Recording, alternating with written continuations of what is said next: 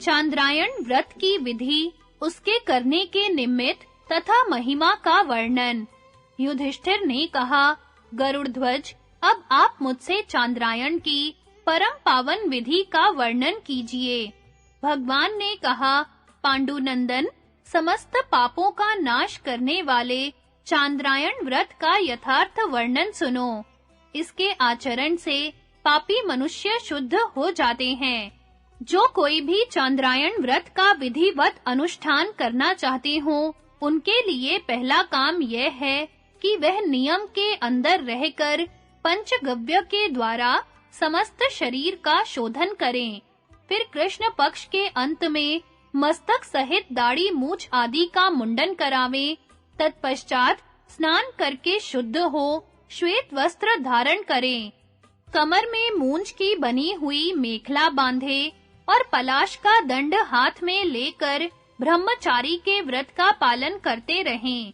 द्विज को चाहिए कि वह पहले दिन उपवास करके शुक्ल पक्ष की प्रतिपदा को नदियों के संगम पर किसी पवित्र स्थान में अथवा घर पर ही व्रत आरंभ करे।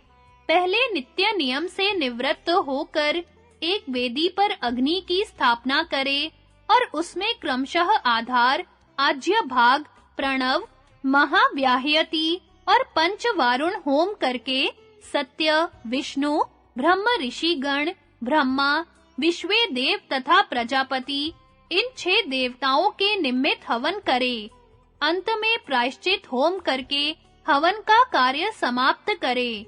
फिर शांति और पौष्टिक कर्म का अनुष्ठान करके अग्नि तथा सोम देवता को प्रणाम करे और विधि पूर्वक शरीर में भस्म लगाकर नदी के तट पर जा विशुद्ध चित्त होकर सोम, वरुण तथा आदित्य को प्रणाम करके एकाग्र भाव से जल में स्नान करे। इसके बाद बाहर निकलकर आचमन करने के पश्चात पूर्वाभिमुख होकर बैठे और प्राणायाम करके कुश की पवित्री से अपने शरीर का मार्जन करे। फिर आचमन करके दोनों भुजाएं ऊपर उठाकर सूर्य का दर्शन करे और हाथ जोड़कर खड़ा हो सूर्य की प्रदक्षिणा करे।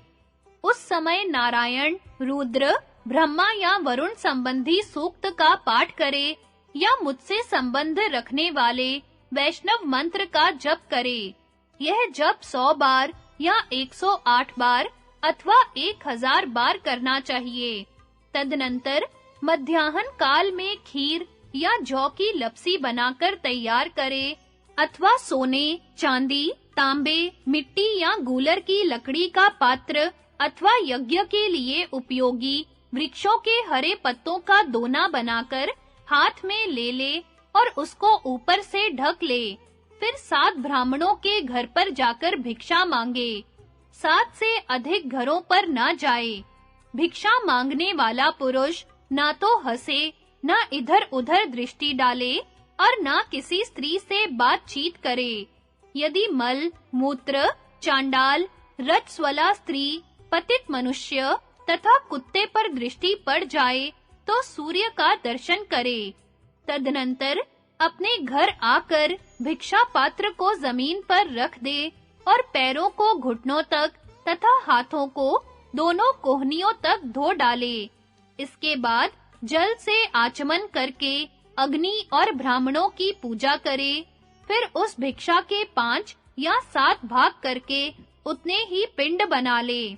उनमें से एक-एक पिंड क्रमशः सूर्य, ब्रह्मा, अग्नि, सोम, वरुण तथा विश्वे देवों को निवेदन करे और अंत में जो एक पिंड बच जाए उसको ऐसा बना ले जिससे वह सुगमता पूर्वक मुंह में आ सके। फिर पवित्र भाव से पूर्वाभिमुख होकर उस पिंड को दाहिने हाथ की अंगुलियों के अग्र भाग पर रखकर गायत्री मंत्र से अभिमंत्रित करे और 3 अंगुलियों से ही उसे मुंह में डालकर खा जाए। जैसे चंद्रमा शुक्ल पक्ष में प्रतिदिन बढ़ता और कृष्ण पक्ष में प्रतिदिन घटता रहता है, उसी प्रकार पिंडों की मात्रा भी घटती बढ़ती रहती है। चांद्रायण व्रत करने वाले के लिए प्रतिदिन 3 समय, 2 समय अथवा एक समय भी स्नान करने का विधान मिलता है। उसे सदा ब्रह्मचारी रहना चाहिए।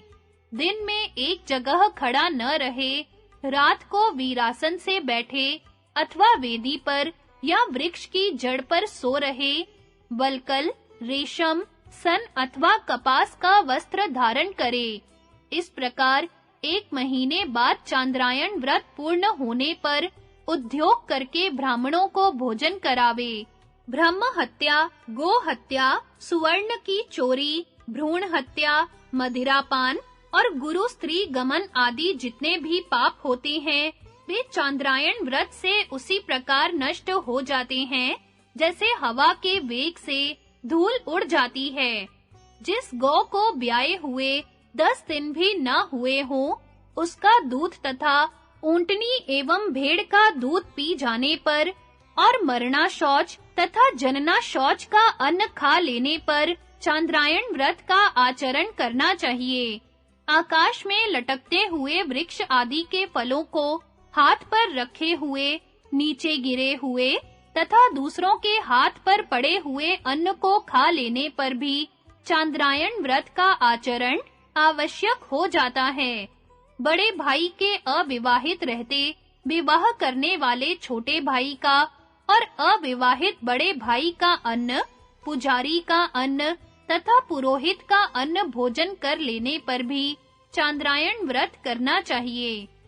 जो द्विज अधिक मनुष्यों की भीड़ में भोजन करता फूटे बर्तनों में खाता है, जो उपनयन संस्कार से रहित बालक, कन्या और स्त्री के साथ भोजन करता है तथा जो मोहवश अपना जूठा दूसरों के भोजन में मिला देता है, उस ब्राह्मण को भी चांद्रायण व्रत का आचरण करना चाहिए।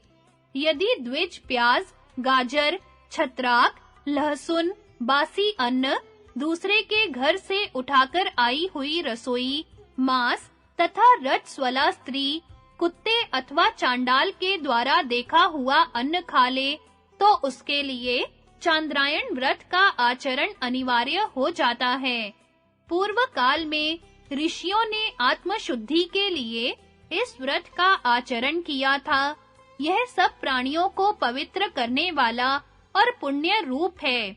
जो द्विज इस परम गोपनीय, पवित्र एवं पाप नाशक व्रत का अनुष्ठान करता है, वह पवित्र आत्मा तथा निर्मल सूर्य के समान तेजस्वी होकर स्वर्ग लोक को प्राप्त होता है।